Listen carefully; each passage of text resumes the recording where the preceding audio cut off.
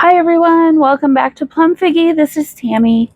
Okay, so we have our final flip through of this maybe long awaited. I started this little thrift store Dollar Tree challenge at the beginning of December and is now the beginning of January.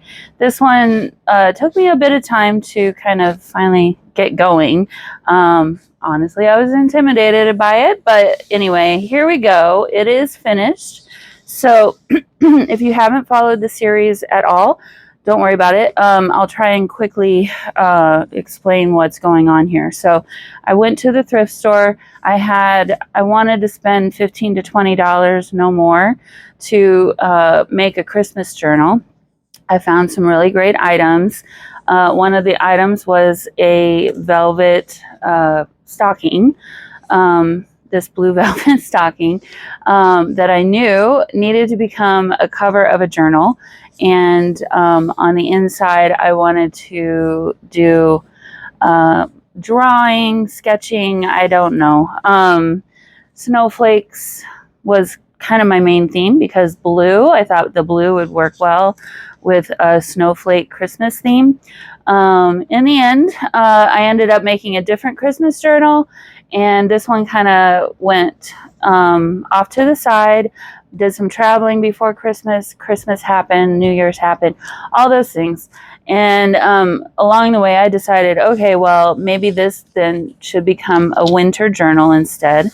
And so here we are. So as you saw, the cover is the blue velvet stocking, and then sandwiched in between the outer part of the stocking, this is the inner part of the stocking, which is just this nice blue fabric. I attempted to make some pockets, which I will fill with some papers that have been dyed. There is 3 pockets, well, 2.5 pockets on the back. I accidentally sewed this one shut when I was doing the whole thing, but I'll add some more journaling spot papers in there, and then have 2 pockets in the front from that blue velvet there. So this is really more of a tuck spot. It's not such a big pocket. There are 5 signatures, and each signature, this wasn't from the thrift store, but I decided at the end of the day I wanted to kind of bling it up a little bit, and each of the signatures kind of had a longer piece of string left, so I decided to do little charms at the end. And so this is just from my stash. This is the middle one, that's why it's a little bit different, but yeah, hopefully you can see that okay. Hopefully my camera's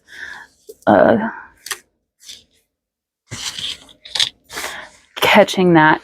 So okay, what I used for the insides, I bought a roll of craft paper from the Dollar Tree, this little bottle of white acrylic paint, and some glitter, a poinsettia stem with a bit of glitter on it, and some drawing paper, one set of gold rub-on sheet, and then from the thrift store, so this is one of the ornaments, and then I put glitter on it, and then I did seal the glitter in on these, so the glitter will not shed from these. If you get any glitter, it's going to be from the glitter that's on these poinsettia leaves, which I wasn't sure quite how to set those in without kind of ruining the fabricness of that.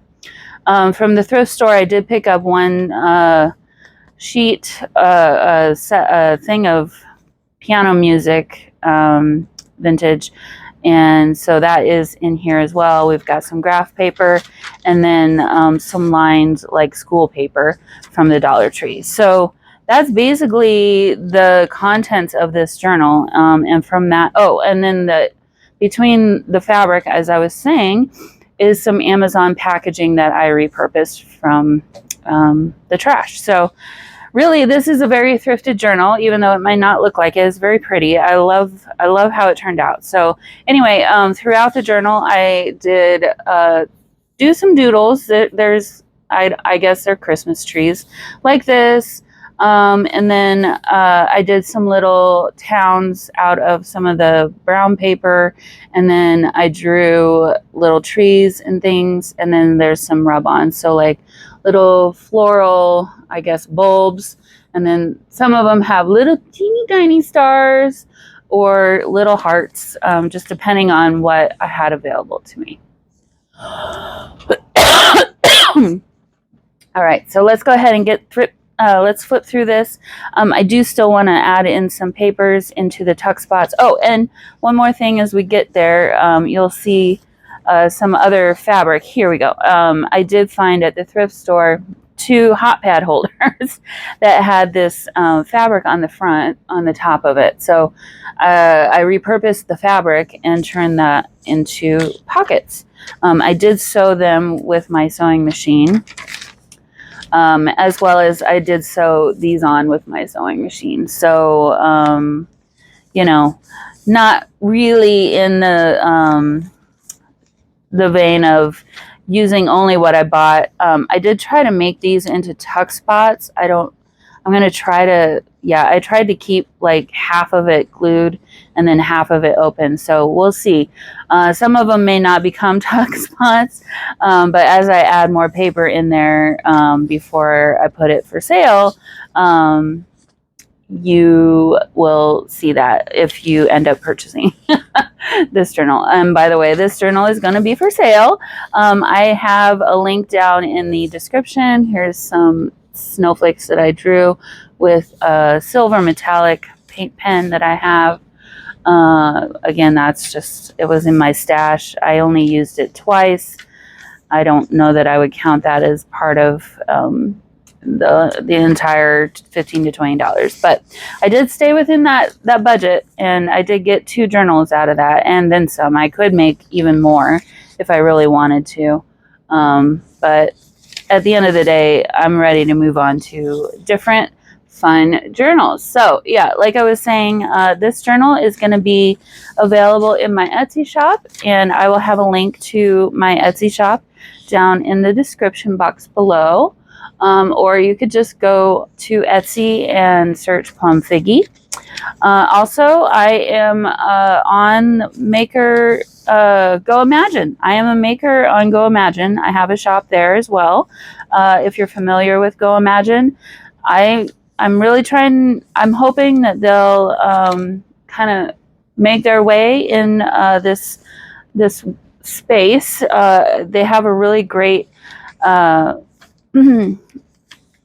sense of what they want to do with their business. If you think of Etsy in the beginning, that's kind of how Go Imagine is in their mindset right now. And so I'm really hoping that they will break out and get more well known, because I think it's a really great business. And every portion of every sale that I make anyway, and so every sale that is made on Go Imagine, a portion of that sale is donated, and then I have chosen to donate a little bit more to certain other various charities.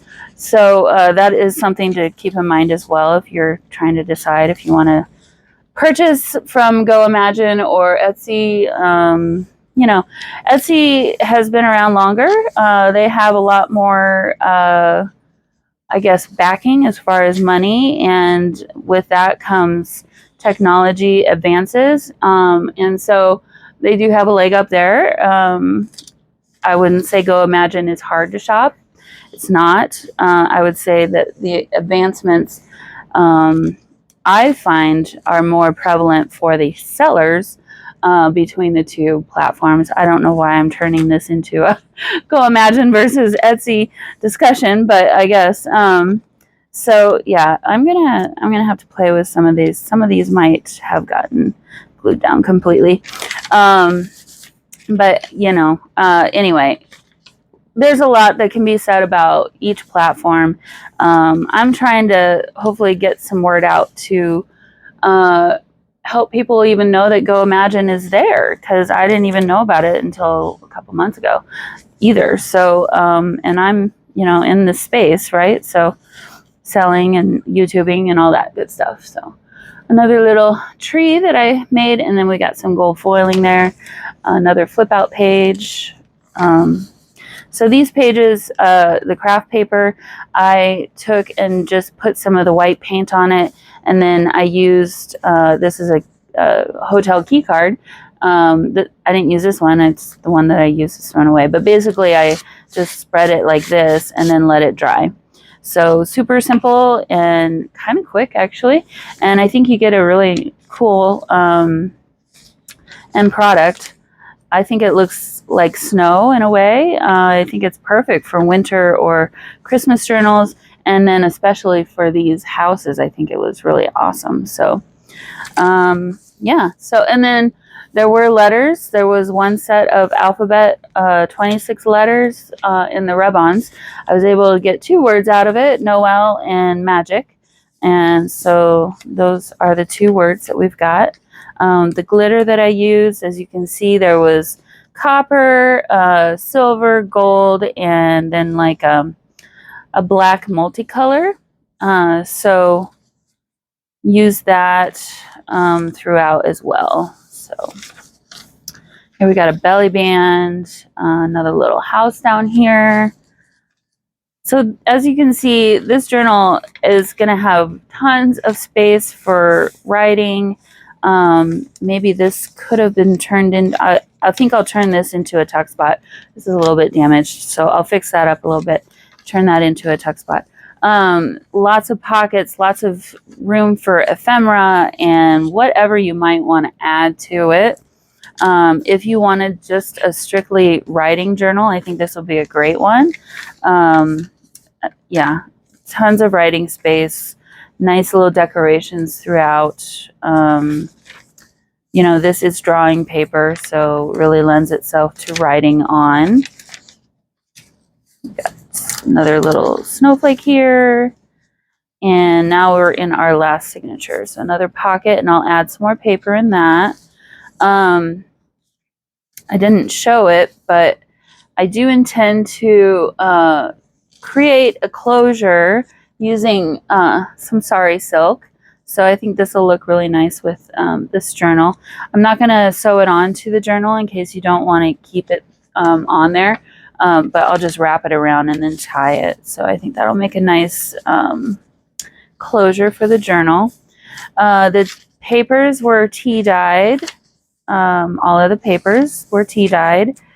I didn't use coffee dyeing on this journal at all. So if you're not a fan of coffee dyed paper smells, then you don't need to worry for this one.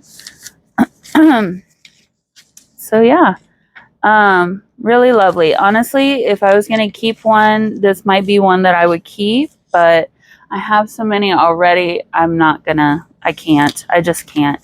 I need to really not keep everything I create because I won't have any room left if I did that. So, all right, guys, I hope you enjoyed this flip through. And if you followed along in the series, I really hope you enjoyed that too. Stay tuned. I'm going to have a lot more fun coming up. I'll just give you a spoiler. The next little series is going to include bingo. So actual bingo cards, and I'm turning that into a journal. So it's going to be a fun one, and I hope you join me in that one as well. All right, I'll see you all in the next video. Bye.